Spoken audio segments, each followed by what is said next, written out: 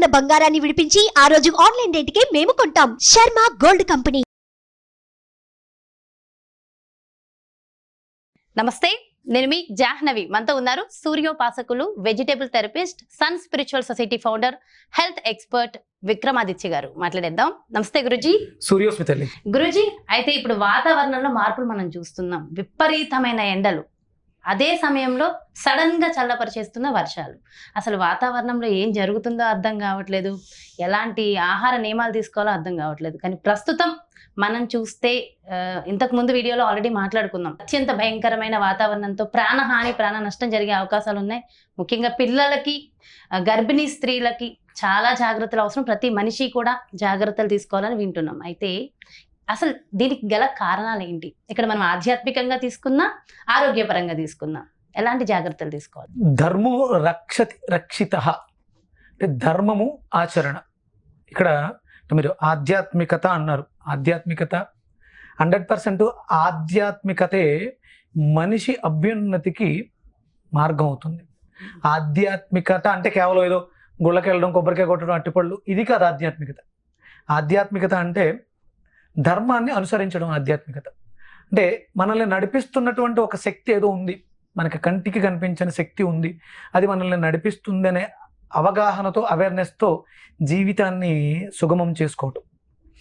రాజులు రాజ్యాలను పరిపాలించేటప్పుడు ధర్మం ఏంటి అంటే యజ్ఞయాగాదుల క్రతువులు నిర్వర్తించేవారు.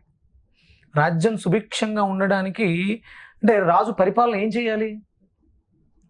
పథకాలు అవి ఇవి కాదు. ధర్మం ఏంటి అంటే యజ్ఞం చేస్తే వర్షం పడుతుంది, వర్షం పడితే పంటలు పండుతాయి, పంటలు పండితే దేశం సుభిక్షంగా ఉంటుంది. ఇప్పుడున్నటువంటి పరిస్థితులలో ధర్మాచరణ ఎవరు చేస్తున్నారు? రాజకీయంగా నేను రాజకీయాల్లో పోటీ చేస్తున్నాను, నేను ఒక 10 కోట్లు ఖర్చు పెట్టాను, నేను ఆ 10కి ఇంకో 10 కోట్లు ఎలా సంపాదించాలి? ధర్మాచరణ ఎవ్వరూ చేయట్లేదు. ఇప్పుడు చేస్తున్నారమ్మా, ఒకే ఒక్క వ్యక్తి చేస్తున్నాడు ధర్మం మీద. ఎవరా వ్యక్తి? మోదీ గారు. అయోధ్యలో రామమందిర నిర్మాణం దగ్గర నుంచి కాశీలో కారిడార్, అంటే ధర్మం అది ఫస్ట్. ఎవరైనా సరే అధికారంలో ఉన్నవాళ్ళు, రాజు అనుకుందాం, అప్పట్లో రాజులు, చక్రవర్తులు, వీళ్ళు ఎప్పుడూ కూడా నిరంతరం వాళ్ళ ఆస్థానంలో పండితులు, పామరులతో ఇవన్నీ రెగ్యులర్గా జరుగుతూ ఉండేవి, క్రతువులు జరుగుతూ ఉండేవి. యజ్ఞయాగాదులు, యజ్ఞం చేస్తేనే యజ్ఞోవై విష్ణువు అంటే నువ్వు యజ్ఞం చేసి హవిస్సిస్తే అది పైకి వెళ్ళి ఆహారంగా, వర్షంగా కిందకు వచ్చి ఆహారంగా తయారవుతుంది. యజ్ఞయాగాదులు ఎక్కడ జరుగుతున్నాయి? ఎక్కడ జరుగుతున్నాయి, ఎలా జరుగుతున్నాయి అంటే ఏదో డాంబికం కోసం నేను ఈ యజ్ఞం చేశాను, ఈ యాగం చేశాను అని ఏదో ఆడంబరంగా చేయడం తప్ప భక్తి శ్రద్ధలతో ఎవరు చేయట్లేదు. ఇంకొకటి, ఇది చేస్తే ఏదో కలిసి వస్తుంది కాబట్టి చేస్తున్నాం. ఇంకా అవైదికమైనటువంటి విధి విధానాలను అవలంబిస్తూ చెయ్యకూడని పనులు చాలా చేస్తున్నారు. వీటి వల్ల ప్రకృతి పాడై మనకి ఇప్పుడున్నటువంటి ఎన్విరాన్మెంట్లో ఈ చేంజెస్ని చూస్తున్నాం. అంటే మీరు అడిగారు ఇప్పుడే ఎందుకు ఇంత దారుణంగా ఉంది. ప్రతి 11.5-12 సంవత్సరాలకు ఒకసారి సూర్యుడిలో మార్పులు జరుగుతూ ఉంటాయి. ప్రకృతిలో ప్రతి 11.5-12 సంవత్సరాలకు ఒకసారి ప్రకృతిలో సూర్యుడిలో మార్పులు మన మీద ప్రభావాన్ని చూపిస్తాయి. అంటే ఎలాంటి మార్పులు జరుగుతాయి? మంచి మార్పులా, చెడు మార్పులా? ఇప్పుడు మనం మంచిగా ఉన్నప్పుడు మనకు అంతా మంచి జరుగుతుంది. ప్రకృతిని పాడు చేస్తున్నాం. ప్రకృతి అంటే ఎక్కడుంది? మన చుట్టూ ప్రకృతి ఉంది. ప్రకృతిలో ఏదైతే ఉందో, ఏదైతే బయట ఉందో అదే లోపల ఉంది. మీ నేచర్ అంటాం, అంటే మీ ప్రకృతి ఏంటి? మన తత్వం. మీ తత్వం అది బయట ప్రకృతి, మన కంటికి కనిపించే ప్రకృతి. ఇవి రెండు బాగున్నప్పుడు ఆ మనిషి చాలా హ్యాపీగా, ఆరోగ్యంగా, ఆనందంగా ఉంటాడు. ఇవి ఎవరు అంటే మనకి అంటే 84 లక్షల జీవరాశుల్లోనూ మనకి కంటికి కనిపించే వాటికి ఈ భయం ఇవి ఏమి ఉండవు. అవి ప్రకృతి అనుసంధానంగా జీవించేస్తూ ఉంటాయి. వాటికి ఇవి అంటే ఎవడైనా వచ్చి చంపుతున్నాడు అన్న భయం తప్ప ప్రకృతి విషయంలో ఎక్కడ భయపడవు. వాటికి ముందు తెలుస్తుంది, ఒకవేళ ఇక్కడ ఏదైనా జరుగుతుంది అన్నప్పుడు అవి అక్కడ నుంచి ముందే వెళ్ళిపోతాయి. అంటే అవి గ్రహించగలుగుతున్నాయి. మనం ప్రకృతికి విడివడి ప్రకృతికి విరుద్ధంగా బతుకుతున్నాం కాబట్టి ప్రకృతి నుంచి వచ్చే ఆ సిగ్నల్స్ని మనం క్యాచ్ చేయలేకపోతున్నాం. ఈ మార్పులు మనకి ఒక రకంగా చెప్పాలంటే ఇప్పుడు చాలా భయాందోళనకు గురి చేస్తుంది. మీరు అడిగిన ఫస్ట్ ప్రశ్న, విపరీతమైనటువంటి ఎండలు కారణంగా ప్రెగ్నెన్సీ లేడీస్ కానీ లేకపోతే పిల్లలు వీళ్ళందరూ ఇబ్బంది పడిపోవడానికి ప్రధానమైనటువంటి కారణం సూర్యుడిలో జరుగుతున్నటువంటి ప్రధానమైనటువంటి కారణం. అంటే ఒక 12 ఏళ్ల క్రితం అంటే 2012 ఆ ప్రాంతంలో 2011-12 ఆ ప్రాంతంలో కూడా ఒకంత ఎండలు ఎంత ఎక్కువగా ఉండేవి. మనకి నాసా అనౌన్స్ చేసింది 2025లో సూర్యుడి నుంచి ఒక స్ట్రోమ్ రాబోతుంది, అది కూడా చాలా ప్రమాదకరమైంది. దానికి ఇది సంకేతంగా మనం తీసుకోవచ్చు ఈ 2024ని. ఇది ప్రకృతిలో వస్తున్నటువంటి వైపరీత్యానికి ప్రధానమైనటువంటి కారణం మనం ప్రకృతిని పాడు చేయడమే. విపరీతమైనటువంటి ఎండలు ఎంతున్నా మనకి చెట్లు ఉన్నాయనుకోండి, ఈ ఎండ తీవ్రత మనకు అంత పెద్దగా ఇబ్బంది పెట్టదు. ఎక్కడికక్కడ ఎడారులు చెట్లను కొట్టేసుకుంటూ వెళ్ళిపోతూ ఉండడం వల్ల ప్రకృతి సమతుల్యాన్ని బ్యాలెన్స్ చేయలేకపోతుంది. అయితే ముఖ్యంగా సముద్ర తీర ప్రాంతాలకు ఎక్కువ నష్టము. తెలంగాణ పెద్ద అంత ఇబ్బందులు లేదు. 100% తెలంగాణకి ఎలాంటి ఇబ్బంది లేదు అని, అంటే సముద్ర తీర ప్రాంతం వాళ్ళకి ఆ హ్యూమిడిటీ ఎక్కువ ఉండడం వల్ల ఉష్ణం ఎక్కువ ఉంది, ప్లస్ అక్కడ గాలిలో తేమ మనల్ని ఇబ్బంది పెట్టే అవకాశం ఎక్కువ ఉంది కాబట్టి వాళ్ళకి ప్రమాద ఆంధ్రాలో ఎక్కువ. మన తెలుగు రాష్ట్రాలు తీసుకుంటే ఆంధ్ర, నెల్లూరు ఈ ప్రాంతాలు సముద్ర తీర ప్రాంతాలన్నిటికీ కూడా ఈ హ్యూమిడిటీ ఎక్కువగా ఉండే అవకాశం ఉంది. కాబట్టి చాలా జాగ్రత్త. అంటే మోడీ గారు ఇంతటి ఎలక్షన్ల రావుల్లో కూడా దీనికి సంబంధించి మీరు ఇమీడియట్ గా అలర్ట్ అవ్వండి అని చెప్పేసి ఆ వైద్య అధికారులని హాస్పిటల్స్ ని ప్రిపేర్ చేయటం, రాబోయే ప్రమాదాన్ని ముందుగానే గుర్తించి వాళ్ళని అంటే ఆదుకోవడానికి ఏమేం కావాలి ఇవన్నీ చెయ్యండి అంటూ, అలాగే జనాలలో అవగాహన ఏ రకంగా తీసుకురావాలి. అంటే ఇప్పుడు ఎండలోంచి ఇంటికి వచ్చిన వెంటనే ఈ తాపాన్ని తట్టుకోలేక ఇమీడియట్ గా చల్లటి నీళ్లు తాగడం వల్ల కొలాప్స్ అయ్యే అవకాశం ఉంది. అలాగే మనం ఈ ఎండ తాకిడి తట్టుకోలేక ఖచ్చితంగా తాగేవి చల్లటి నీళ్ళేగా, ఫ్రిడ్జ్ లో పెట్టిన నీళ్లు. వేడి సిచ్యువేషన్స్ ఉంటాయి. ఇప్పుడు మీరు ఏసీ రూమ్ లోంచి బయటకు వెళ్ళడానికి ముందు ఏసీని ఆఫ్ చేసి ఒక 5 నిమిషాల తర్వాత బయటకు వెళ్ళాలి. అప్పుడు టెంపరేచర్ బాడీ బ్యాలెన్స్ చేసుకోవడానికి అవకాశం ఉంటుంది. అంత చల్లదనం నుంచి ఇమీడియట్ గా మీరు ఒకేసారి వేడిలోకి వెళ్తే తట్టుకోలేదు, శరీరం కొలాప్స్ అయిపోయే అవకాశం ఉంటుంది. మన శరీరంలో ఉన్నటువంటి జీవకణం దాన్ని ఏమంటారు కాస్మిక్ ఎనర్జీ డిస్టర్బ్ అయ్యి, అంటే ఎలక్ట్రిక్ సర్క్యూట్ షాక్ ఎలా అయితే కొడుతుందో ఇది కూడా అలా బ్లాస్ట్ అయ్యే అవకాశం ఉంటుంది. మన శరీరంలో ఉండే జీవకణాల సెల్స్ డ్యామేజ్ అయిపోయి ఒక్కొక్క ఆర్గాన్ ఉదిరేయవచ్చు, ఫెయిల్ అయిపోవచ్చు. దాంట్లో మనం ప్రధానంగా తీసుకోవడానికి హార్ట్ అటాక్స్, లేకపోతే లంగ్స్ రెస్పిరేటరీ ఇష్యూస్ రావచ్చు, లేకపోతే డయేరియా విరోచనాలు, ఇలాంటి కాంప్లికేషన్స్ అన్ని వచ్చే అవకాశం ఎక్కువగా ఉంటుంది. ఇమీడియట్ గా మీరు రియాక్ట్ అయిపోయి, అంటే అప్పుడు ఎక్కడో బయటకు వెళ్ళి వచ్చారు, విపరీతంగా ఎండ అలసట అనిపిస్తుంది, ముందు ఫస్ట్ రిలాక్స్ అవ్వాలి, కూర్చోవాలి. ఉన్న టెంపరేచర్ని నార్మల్ టెంపరేచర్కి మెయింటైన్ చేయడానికి నిదానంగా మనం శరీరానికి టైం ఇవ్వాలి. తర్వాత అంటే గోరువెచ్చటి నీళ్లు కానీ, అంటే ఎండలోంచి వచ్చిన వెంటనే చన్నీళ్ళ కన్నా గోరువెచ్చటి నీళ్లు, వేడి నీళ్ళే మీకు ఉపశమనాన్ని ఇస్తాయి. దాహం తీరదు కదా. తీరదు. దాహం తీరాలంటే శరీరం తాపాన్ని వ్యక్తం చేస్తుంది తప్ప నీటిని పొయ్యమని కాదు. మీరు చిన్న ఎగ్జాంపుల్ ఏంటంటే కారు విపరీతమైనటువంటి స్పీడ్తో చాలా లాంగ్ జర్నీ చేసి వచ్చిన తర్వాత బ్యానెట్ మీద ఇంజన్ మీద నీళ్ళు వేస్తే ఏంటి పరిస్థితి? సేమ్ అదే పరిస్థితి శరీరం కూడా. అక్కడ ఇంజన్ డ్యామేజ్ అవుతుంది, ఇక్కడ కూడా మన శరీరంలో ఇంజన్ డ్యామేజ్ అవుతుంది. అందుకని ఆ వేడి తగ్గేంత వరకు సమయానికి మీరు వేడి నీళ్ళు వేసినా చన్నీళ్ళు వేసినా డ్యామేజే. అందుకని ముందు ఫస్ట్ రిలాక్స్, ప్రాణాయామం. మనకి ప్రాణం చాలా ఇంపార్టెంట్. గాలే శరీరాన్ని చల్లబరచగలుగుతుంది, నీరు కాదు. ఇమీడియట్గా నీళ్ళు వేస్తే చల్లబడిపోద్ది అనుకుంటే ప్రాణానికి ప్రమాదం. అందుకని ముందు ఫస్ట్ నిదానంగా కూర్చుని శ్వాసని గమనిస్తూ ప్రాణాయామం చేస్తే ఆ గాలి చేసే చల్లదనం ఇంజన్ని చాలా త్వరగా కూల్ చేస్తుంది, నీరు కాదు. అందుకని ప్రాణాయామం చేయండి. మీరు ప్రయాణం చేస్తున్నంతసేపు కూడా ప్రాణాయామం మీదే దృష్టి పెట్టండి. మీ శరీరంలో ఆ కాస్మిక్ ఎనర్జీ బయట కాస్మిక్ ఎనర్జీతో సమ్మిళితం కాగలిగితే మీకు ఎలాంటి ప్రమాదం ఉండదు. అంటే నీటి మీద, జ్యూసెస్ మీద, లిక్విడ్స్ మీద దృష్టి పెట్టి ఎక్కువగా తీసేసుకుంటే శరీరం చాలా ఇబ్బంది పడిపోతూ ఉంటుంది. దాహం వేస్తుంది. దాహానికి కారణాలు చాలా ఉంటాయి. అది నీటి ఒత్తిడి వల్ల, నీటి ఎద్దడి వల్ల దాహం వేస్తుంది. అలాగే లోపల విండ్ పైప్స్, గాలికి సంబంధించి కూడా దాహం వేస్తూ ఉంటుంది. ఇప్పుడు మనం పరిగెట్టినప్పుడు అప్పుడు కూడా దాహం వేస్తుంది. ఇమీడియట్గా నీళ్ళు తాగితే ఏమవుతుంది? గుండె పట్టేస్తుంది. అదెంతో ఇది కూడా అంతే. అప్పుడు ముందు ఫస్ట్ రిలాక్స్ అయ్యి శ్వాసని గతి మార్చి శ్వాసని కంట్రోల్ చేసి అప్పుడు జలాన్ని తీసుకోవడం అనేది శ్రేయస్కరం. ఈ ఎండల్లో చాలా తేలికగా కొండ నీళ్లు మాత్రమే మనకి, అంటే న్యాచురల్ టెంపరేచర్ని మెయింటైన్ చేసి మన శరీరానికి ఆరోగ్యాన్ని ఇస్తాయి. ఫ్రిడ్జ్ వాటర్స్ కానీ, కూల్ డ్రింక్స్ కానీ ఇవేవి కూడా మనకి ప్రమాదాన్ని ఇస్తే తప్ప మంచిని చేకూర్చు. కానీ ముందు ఫస్ట్ శ్వాసతో శరీరాన్ని శాంతపరచండి, టెంపరేచర్ గాలితో. అలా అని చెప్పేసి అని చల్లగా వేడిగా బయట వచ్చి ఒకేసారి చల్లగా ఏసీ రూమ్లోకి వెళ్ళిపోకూడదు. ముందు దాన్ని బ్యాలెన్స్ చేసి అప్పుడు ఏసీ రూమ్లోకి వెళ్ళి టెంపరేచర్ని బ్యాలెన్స్ చేసుకోవాలి. అతి సర్వత్రా వర్జ్యత, ఏదైనా సరే అది శరీరానికి తాపం వచ్చినా లోపల ఇన్నర్గా తాపం వచ్చినా సరే ఇబ్బంది. మనం ముఖ్యంగా ఇక్కడి నుంచి అయినా గుర్తుపెట్టుకోవాల్సింది, తాపాన్ని తగ్గించడానికి చెట్లు మాత్రం పెంచడం అనేది చాలా శ్రేయస్కరం. వృక్షాలని పెంచాలి, కొట్టేస్తున్నాం విపరీతంగా. పూర్వం ప్రతి ఇంట్లోనూ టెంపరేచర్ మెయింటెనెన్స్ ఎలా జరిగేది? చెక్క వస్తువులు ఎక్కువ ఉండేవి. అల్మరాలు కానీ, గుమ్మాలు కానీ, కిటికీలు కానీ ఇవన్నీ కూడా చెక్కవి, కుర్చీలతో సహా.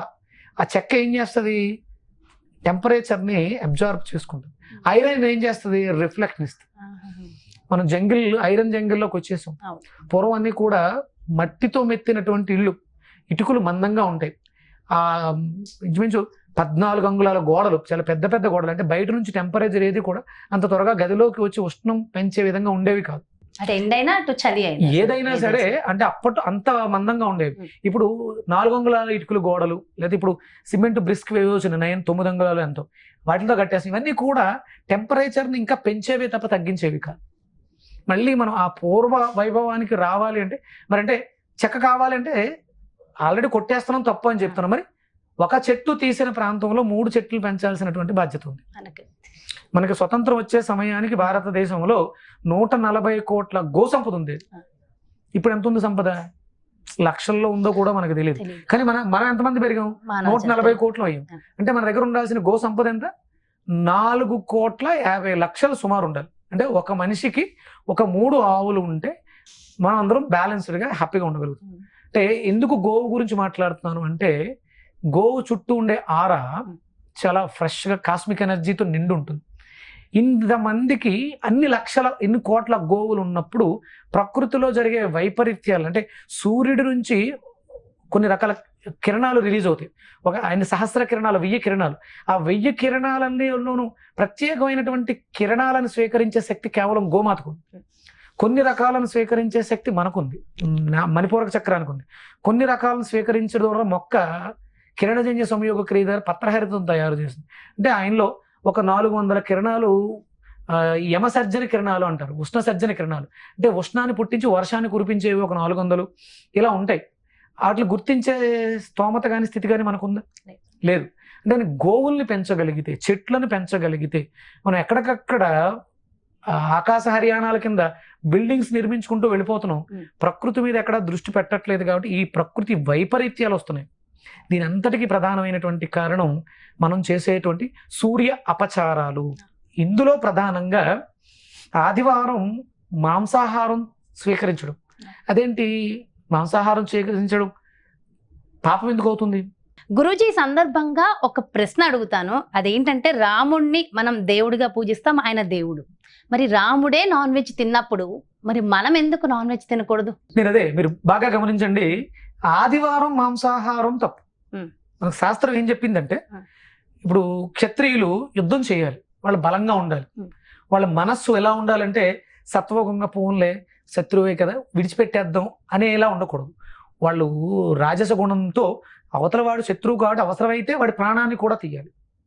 రాముల వారు రావణాసురుణ్ణి వధించడానికి చాలా ఇబ్బంది పడ్డారు.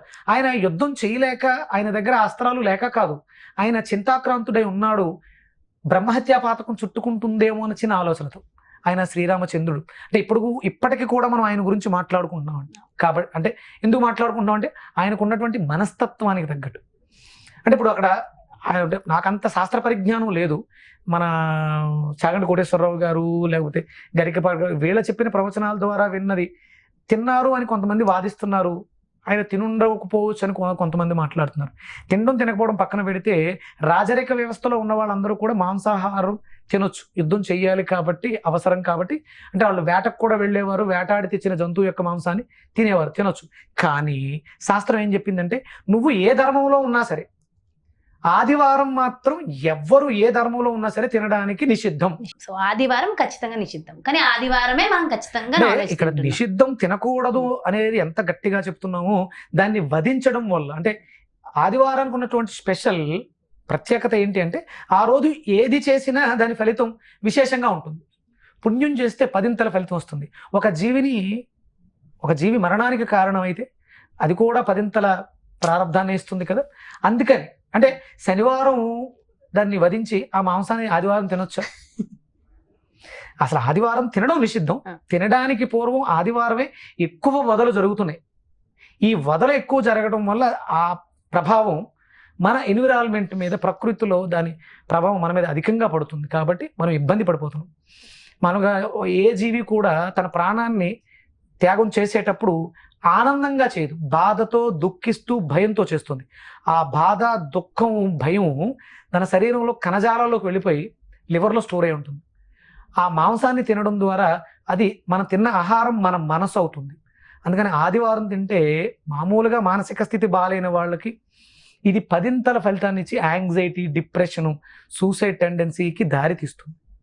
మన శరీరంలో బ్రెయిన్లో మనకి డోపమైన్ అని చెప్పేసి ఒక ఎంజైమ్ రిలీజ్ అవుతుంది. అది మన ఆనందానికి కారణం అవుతుంది. మాంసాహారాన్ని అధికంగా తీసుకునే వాళ్ళకి, ఆదివారం విశేషంగా తీసుకునే వాళ్ళకి దీని సాంద్రత తగ్గిపోవడం ద్వారా వాళ్ళ జీవితాల్లో యాంగ్జైటీ, డిప్రెషన్ ఇలాంటివన్నీ పెరిగిపోతుంది. అయితే చివరిగా ఈ వాతావరణానికి సంబంధించి చక్కగా మనం మళ్ళీ ప్రశాంతంగా ఈ 2 నెలలు గడిచిపోవాలి అంటే మీరు ఇచ్చే సలహాలు, సూచనలు? శుభ్రంగా ఎండ నుంచి తట్టుకోవాలంటే మన శరీరానికి తేమని మెయింటైన్ చేసి శక్తిని పెంచుకోవాలి. దానికి మనకి బెండకాయ నీళ్ళమ్మ, బెండకాయల్ని నైట్ కట్ చేసి 1 లీటర్ నీళ్ళలో వేసేసి చిన్న చిన్న ముక్కల కింద కట్ చేసి డిప్ చేసేస్తే మార్నింగ్కి అది ఫెర్మెంటేషన్ అవుతుంది, మంచి జిగురుగా తయారవుతుంది. ముక్కల్ని తీసేసి ఆ నీటిని తీసుకోవడం ద్వారా తీసుకోవచ్చు, అందరూ హ్యాపీగా, చిన్న పిల్లలతో సహా అందరూ తీసుకోవచ్చు. అది ఎలాంటి హానికరమూ కాదు. శుభ్రంగా బెండకాయలని ఉప్పు నీళ్లతో కానీ వెనిగర్తో కానీ కడిగి, ఎందుకంటే స్ప్రేలు చేస్తున్నారనే భయం ఉంది. ఇంకొకటి చాలా మందికి ఉన్న అపోహ, పచ్చి కాయగూరల జ్యూసులుగా తీసుకున్న లేకపోతే అట్లా రాగా తీసుకుంటే కిడ్నీలో స్టోన్స్ ఫామ్ అవుతాయి అని ఒక అపోహను ఒకటి క్రియేట్ చేస్తున్నారు. సృష్టిలో ఒక మనిషి తప్ప ఏ జీవి కూడా వండుకుని తినదు. ఓకే, మీకు వండటం మీద అపోహ ఉంటే ఇప్పుడున్న టెంపరేచర్ ఎంతమ్మా? 45 డిగ్రీలు. ఒక బెండ చెట్టుకు ఉన్నటువంటి బెండకాయ ఎన్ని డిగ్రీలకు కుక్ అవుతుంది? కట్ చేయడానికి ముందు 40 డిగ్రీలలో కుక్ అయిపోతుంది. ఆల్రెడీ ఆయన కుక్ చేసేస్తున్నాడు. సూర్యరశ్మితో అది కుక్ అవుతుంది ఆల్రెడీ. 42 డిగ్రీల దగ్గర ఒక కట్ చేసినటువంటి బెండకాయని పెడితే ఏమవుతుంది? పొయ్యి మీద కాలుతుంది కదా, ఉడుకుతుంది కదా, ఏదో ప్రాసెస్ జరుగుతుంది. ఆ ప్రాసెస్ మన కోసం సూర్యుడు పచ్చ పదార్థాలని వంట చేసి ఇస్తున్నాడు. మనం పచ్చిగా తీసుకోవట్లేదు. 40 డిగ్రీలో 35 డిగ్రీలోనూ అది కుక్ చేయబడింది. దాన్ని కొంచెం కడిగి మళ్ళీ మనం జ్యూస్గా చేసుకుని తీసుకుంటాం. సూర్యనారాయణమూర్తి మనకు అంతటి వెసులుబాటునిచ్చాడు. కాబట్టి భయపడాల్సిన అవసరం లేదు. కిడ్నీలో స్టోన్స్ ఫామ్ అవుతాయి పచ్చివి తీసుకుంటే, జ్యూసులు తీసుకుంటే. ఇప్పుడు ఇంతకు ముందు కూడా కిడ్నీలో స్టోన్స్ వచ్చినాయి. ఒక 10 ఏళ్ల క్రితం ఈ వెజిటేబుల్ థెరపీ, బుడుగు ముడికాయ జ్యూస్ లేకముందు కూడా కిడ్నీలో స్టోన్స్ ఉన్నాయి, గాల్ బ్లాడర్లో స్టోన్స్ ఉన్నాయి. మరి వాటికి రీజన్ ఏంటి? సో మెనీ కారణాలు చెప్తారు. దీనికి రీజన్ అంటే ఎవరు ఏమీ చెప్పరు. కానీ ఇప్పుడు జ్యూసెస్ ఎక్కువ తాగుతున్నారు కాబట్టి దీని మీద ఫోకస్ చేసి బుడుగు ముడికాయ ఎక్కువ రోజులు తాగితే కిడ్నీలో స్టోన్స్ వస్తాయి, ఏమీ రావు. మీరు పదార్థాన్ని తత్వాన్ని బట్టి కలిపితే కాంబినేషన్స్, మీకు పొట్లకాయ పాలతో జ్యూస్ చేస్తే, పొట్లకాయ పాలు కలపమని ఎవరు చెప్పాడు? కర్రీ చేస్తాం కానీ మీరు నార్మల్గా అంటే కుక్ చేసినప్పుడు వేరు, కుక్ చేయనప్పుడు ఇలా కలపకూడదు. పాల పదార్థం, పాలు సర్ఫేస్ టెన్స్ సాంద్రత తక్కువగా ఉంటాయి. లేకపోతే పాలకూర ఇలా కలపకూడదు. ఇది జీవిక మిల్క్ పాలు, ఇదేమో ప్లాంట్ బేస్డ్. ఈ రెండు మిక్స్ చేయకూడదు. ఇలా కాంబినేషన్స్ మిక్స్ చేస్తే ఒకవేళ ఆర్గాన్ డ్యామేజ్ అయ్యి డిస్టర్బ్ అయ్యే అవకాశం ఉంటుంది తప్ప, రాగా తీసుకుంటే బూడిద గుమ్మడికాయ, తమలపాకులు, చిన్న అల్లం ముక్క, కొంచెం మిరియాల పొడి, మజ్జిగతో జ్యూస్ చేసుకుంటే కిడ్నీలో స్టోన్స్ ఫామ్ ఇలాంటివి ఏమి ఉండవు. ఈ సమ్మర్ అంతా కూడా చలవ చేయడానికి బూడిద గుమ్మడికాయ అద్భుతంగా పనిచేస్తుంది.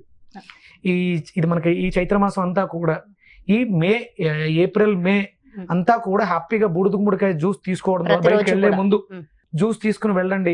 వచ్చిన తర్వాత కాసేపు విశ్రాంతి తీసుకుని మజ్జిగతో మళ్ళీ బూడిద గుమ్మడికాయ జ్యూస్ తీసుకోండి. ఉదయం, మధ్యాహ్నం, సాయంత్రం మాటలు బూడిద గుమ్మడికాయ జ్యూస్ తీసుకోకూడదు, విపరీతమైనటువంటి చలవ చేసేస్తుంది. అలాగే నైట్ నానబెట్టినటువంటి బెండకాయ నీళ్లు మన శరీరంలో తేమ తగ్గకుండా ఉండడానికి సహకరిస్తాయి. బెండకాయ నీళ్లు తీసుకోండి. అలాగే మనకి కటోరి, బాదం జిగురు, ఇలాంటివి చాలా రకాలు ఉన్నాయి. సుగంధి పాల వేర్లు, వట్టి వేళ్ళు నీళ్ళలో ఉంచి, ఇవి రెగ్యులర్గా మీరు చలువ చేసే గుణం కలిగినటువంటి లిక్విడ్స్ ఎక్కువగా తీసుకోండి. బయటకు వెళ్ళేటప్పుడు, వచ్చిన తర్వాత కాసేపు ఆగి ప్రాణాయామం చేసిన తర్వాత మీరు శాంతపడిన తర్వాత మాత్రమే నీటిని తీసుకోండి. గర్భిణీ స్త్రీలు చెకప్స్ కని వాటికని వీటికని బయటకు వెళ్తూ ఉంటారు. వచ్చిన వెంటనే వచ్చేటప్పుడు కూడా చాలా జాగ్రత్తగా చూసుకుని కంపల్సరీ కూడా గొడుగు ఉండేలా, ఒక నీడ పట్టున మనం ఉండేలా చాలా జాగ్రత్తగా చూసుకుని తేలికపాటి కాటన్ వస్త్రాలు ధరించడం ద్వారా ఆ ఉష్ణోగ్రతని మన శరీరం అంటే బ్లాక్ వాడకండి, వైట్ ఎక్కువ వేసుకోండి, అది రిఫ్లెక్ట్ చేస్తే మన శరీరం మీద పడకుండా ఉంటాయి. కాబట్టి చాలా జాగ్రత్తగా ఉంటే ఆ సముద్ర పరివాహక ప్రాంతాల్లో ఉన్న వాళ్ళు చాలా హ్యాపీగా ఆరోగ్యంగా ఉండగలుగుతారు. ముఖ్యంగా గర్భిణీ స్త్రీలు, పిల్లలు, ముసలి వాళ్ళనే కాదు, దాదాపుగా అందరూ కూల్ డ్రింక్స్ తాగేస్తున్నారు. కూల్ డ్రింక్స్ మంచివి కాదమ్మా. కొబ్బరి బొండాలు, కొబ్బరి నీళ్లు, మజ్జిగ, అలాగే జావలు, రాగి జావ అని అవి ఎక్కువ ఫెర్మెంటేషన్ అయితే మనకి చాలా హ్యాపీగా ఉంటాయి. ఎక్కువసేపు నిల్వ అంటే మార్నింగ్ కాసిన జావ మధ్యాహ్నం తీసుకుంటే దాంట్లో ఆ ఈస్ట్ మనకి దాని ఏమంటారు మల్టీవిటమిన్స్ కూడా అందులో తయారవుతాయి. మధ్యాహ్నం తీసుకోవాలి, మార్నింగ్ చేసింది అంటే 2-3 గంటల గ్యాప్ ఉంటే దాంట్లో చలవ చేసి గుణాలు మారుతాయి, దాని తత్వం మారుతుంది. ఇలాంటి జాగ్రత్తలు ఖచ్చితంగా. అలాగే ఉల్లిపాయని, పచ్చి ఉల్లిపాయ మీద నిమ్మకాయ పిండుకుని మిరియాలు పొడి వేసుకుని తీసుకోవడం ద్వారా కూడా ఈ రాబోయే ఉష్ణోగ్రతల నుంచి. ఆంధ్రప్రదేశ్ లో నాకు తెలిసి సింధూరం అని దొరుకుతుంది, స్టోన్. సింధూరాన్ని బాగా అరగదీస్తారు. ఒక స్టోన్ ని మెత్తగా అరగదీస్తే చూర్ణం వస్తుంది. దాన్ని జీలకర్ర పౌడర్తో మేళవించి తీసుకుంటారు, ఎండలు రావడానికి ముందు లోపల తీసుకుంటారు. అలా తీసుకుంటే అసలు బయట ఉష్ణోగ్రత శరీరానికి తెలియదు అంటారు. సింధూరం రాళ్ళు అవి, స్టోన్. ఎంత ఒక తులం, పెద్దవాళ్ళకైతే 1 తులం, చిన్నవాళ్ళకైతే 1/2 తులం తీసుకుంటారు. తులం అంటే 10 గ్రాములు, 5 గ్రాములు లెక్కను తీసుకుంటారు. అది అనుభవం ఉన్న వాళ్ళు మాత్రమే. మనకి ఇక్కడ తెలంగాణ దొరకదు, ఊర్లలో ఓల్డ్ షాప్స్ వాళ్ళ దగ్గర దొరుకుతుంది. మళ్ళీ ఎవరంటే వాళ్ళు చెప్పారు కదా అని తాగేసి మళ్ళీ సైడ్ ఎఫెక్ట్స్ దగ్గర ఉన్నటువంటి ఆయుర్వేద నిపుణులు ఉంటారు, వాళ్ళకి తెలుస్తుంది ఈ సుందరం అంటే ఏంటో, దాన్ని ఎలా ప్రాసన చేయాలి. మెత్తగా చూర్ణం చేయాలమ్మా, చాలా మెత్తగా స్టోన్తో రాయితో మెత్తగా చూర్ణం చేసి దాంట్లో కొంచెం జీలకర్ర పొడి వేస్తారు. 1 తులానికి 1 తులం జీలకర్ర పొడి మిక్స్ చేసుకుని తాగడం ద్వారా ఈ వేడి నుంచి రక్షించడానికి. అంటే నాకు ఊర్లో మా అమ్మగారు, మా నాన్నగారు కూడా ప్రతి సంవత్సరం కంపల్సరీ సమ్మర్ కి ముందు తీసుకుంటారు. తెలియదు, ఈ ఉష్ణం యొక్క ప్రభావం మన మీద ఉండదు. సీజన్ రావడానికి ముందే 1-2 సార్లు తీసేసుకుంటారు, 2 తులాల దాకా తీసుకుంటారు. ఈ సింధూరం ఇలాంటి క్రియలు చేసుకోవడం ద్వారా ఈ సమ్మర్ లో మనం రాబోతున్నటువంటి విపత్ పరిస్థితుల నుంచి బయటపడడానికి అవకాశం ఉంటుంది. చాలా చాలా చాలా డీటెయిల్డ్ ఇన్ఫర్మేషన్, కంప్లీట్ గా నాలెడ్జ్. ఈ ఎండాకాలంలో ఆ ఎండ నుంచి మనం చల్లదనాన్ని పొందే అద్భుతమైన సలహాలు, సూచనలు ఎంతో చక్కగా ఎక్స్ప్లెయిన్ చేశారు గురువు గారు. Thank you so much. So చూసారు కదండి, ఇంత ఎండ తాకిడి మనకు ఉన్నప్పటికీ ఆ ఎండ వేడి, ఆ తాకిడి మనకు తెలియకుండా మనం ఎలాంటి ఆహార నియమాలు తీసుకోవాలి, ఎలాంటి జాగ్రత్తలు తీసుకోవాలి, అదేవిధంగా వాతావరణంలో వచ్చినటువంటి మార్పులకు గల కారణాలు ఏంటి, మనం చేస్తున్న తప్పులేంటి, ఒప్పులేంటి, ఎంతో చక్కటి డీటెయిల్డ్ ఇన్ఫర్మేషన్ గురూజీ అందించారు కదా. మరో ప్రత్యేకమైన కార్యక్రమంతో మళ్ళీ మీ ముందుకు వచ్చేస్తాను. నమస్తే. సుమన్ టీవీలో మీ పర్సనల్ అండ్ బిజినెస్ ప్రమోషన్స్ కోసం కింది నెంబర్కి కాంటాక్ట్ చేయండి.